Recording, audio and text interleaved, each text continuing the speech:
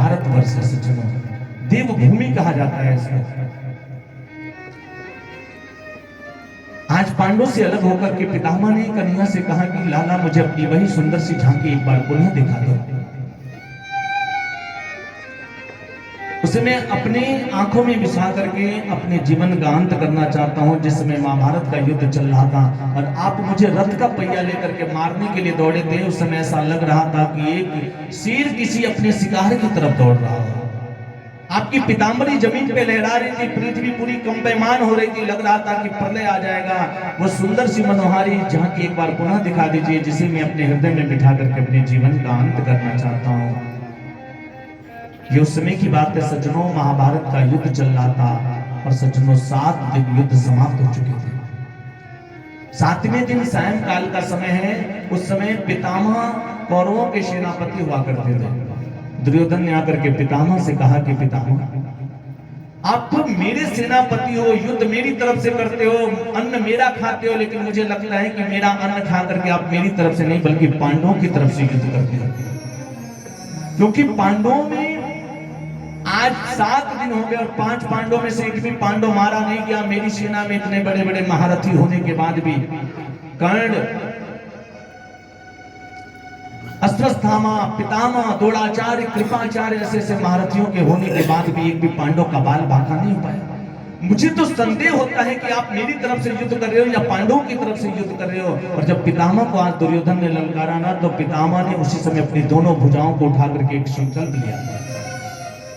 दुर्योधन, आज मैं ये संकल्प लेता हूं कि कल सम्रांगण के मैदान में महाभारत के युद्ध में सूर्यास्त बाद में होगा, उसके पहले मैं अर्जुन का वध कर दूंगा। लेकिन तुम एक काम करना, जब मैं प्रातः काल ब्रह्म मुहूर्त में अपने कक्ष में बैठ करके संध्या करता हूं, उस समय अपनी पत्नी को मेरे पास भेजना, मैं उसे अखंड सौभाग्यवती होने का वरदान दूंगा। और ये बात मेरे कन्हैया को पता चल गई।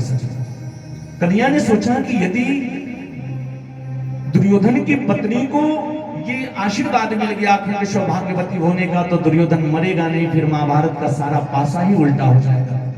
सो कहीं दुर्योधन की पत्नी वहां पहुंच ना जाए, इसलिए कन्हैया आज द्रौपदी को अपने साथ लेकर के पितामह के कक्ष की तरफ जा रहा है। और द्रौपदी के चलने की आहट से कहीं पितामह समझ ना जाए, इसलिए द्रौपदी के दोनों चरण की चरण पादुका को मेरा गोविंद अपने हाथों में ले लेता है। द्रौपदी से कहता है कि बहन, जा करके पितामह जब अपने ध्यान मुद्रा में बैठे होंगे उनके चरणों को पकड़ लेना और तब तक मत छोड़ना जब तक वो तुम्हें अखंड सौभाग्यवती होने का वरदान ना देता।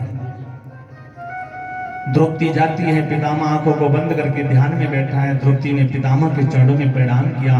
पितामह ने द्रौपदी को आशीर्वाद दिया, ऐश्वर्य मस्तु, समृद्धि मस्तु। द्रौपदी ने चरणों को नहीं छोड़ा। पितामह को लगा कि मैंने कल दुर्योधन से कहा था, लगता है दुर्योधन की पत्नी आई है। पितामह ने दोनों हाथों को उठाया और द्रौपदी को अखंड सौभाग्यवती होने का वरदान दिया। बेटी, अखंड सौभाग्यवती भव। और जैसे ही द्रौपदी को वरदान दिया ना, तो द्रौपदी ने पितामह से कहा कि पितामह, अपनी आंखों को खोल करके एक बार देख तो लो, आपने वरदान दिया किसको। और जैसे पितामह अपनी आंखों को खोलता है, सामने द्रौपदी को देखा ना, तो देखते उसके पैरों से जमीन खिसक गई और द्रौपदी से कहता है कि बेटी, तुझे यहां तक लाने वाला वो छलिया कहां है। और इतने में मेरा गोविंद पितामह की कक्ष में प्रवेश किया। पितामह ने जब गोविंद को देखा ना, तो कन्हैया को देख करके पितामह आज बड़े क्रोध में आकर के कहता है कि कन्हैया, तूने मेरे साथ ठीक नहीं किया है, या आपने मेरे साथ अच्छा नहीं किया। अगर मैं अपने संकल्प की रक्षा करता हूं तो मेरा आशीर्वाद झूठा हो जाएगा, और यदि आशीर्वाद की रक्षा करता हूं तो मेरा संकल्प झूठा हो जाएगा। और उसी समय पितामह ने एक और संकल्प लिया। सचिव बोला कि अगर मैं समाज वालों के सामने, संसार के सामने झूठा बन गया ना, तो सत्य कहता हूं तुम्हें भी मैं झूठा साबित कर दूंगा। आज पितामह ने पुनः दोनों हाथों को उठा करके कहा कि आज जो हर यही शस्त्र न गहावो, तोला जो गंगा जननी को मैं शांतनु सुत न कहा। अगर मेरी बात झूठी हो गई तो मैं आपको भी झूठा साबित कर दूंगा। आपने भी महाभारत के युद्ध से पहले ये वचन दिया था कि एक तरफ से मेरी 18 अक्षौणी सेना युद्ध करेगी और दूसरी तरफ से मैं, और पूरे महाभारत के युद्ध में शस्त्र नहीं उठाऊंगा। लेकिन मैं यदि आपसे युद्ध में शस्त्र नहीं उठवाया तो मैं अपनी माता पिता का पुत्र नहीं।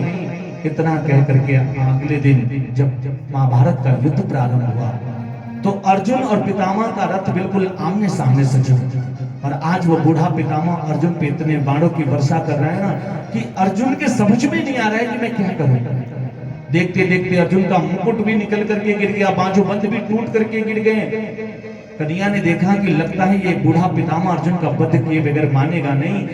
इतने में अर्जुन के रथ का पहिया भी नीचे गिर पड़ा और अर्जुन रथ से नीचे गिर गए। उस समय उस स्थिति को देख करके कन्हैया अपने सारे वचनों को, सारी प्रतिज्ञाओं को भूल गया। मेरा गोविंद तुरंत उस रथ के पहिए को उठा करके पितामह को मारने के लिए दौड़ा, और जैसे पितामह की तरफ आगे बढ़ा तो पितामह ने अपने धनुष बाण नीचे रख करके हाथ जोड़ लिए, प्रभु बस इतना ही चाहता था। और आज वही सुंदर सी झांकी एक बार पुनः मुझे दिखा दीजिए। उस झांकी को अपने हृदय में बिठा करके मैं जीवन का अंत करना चाहता हूँ। इसके बाद पितामह ने अपने प्राणों का अंत किया। सज्जनों, पितामह की मृत्यु के बाद पांडव बड़े दुखी हुए।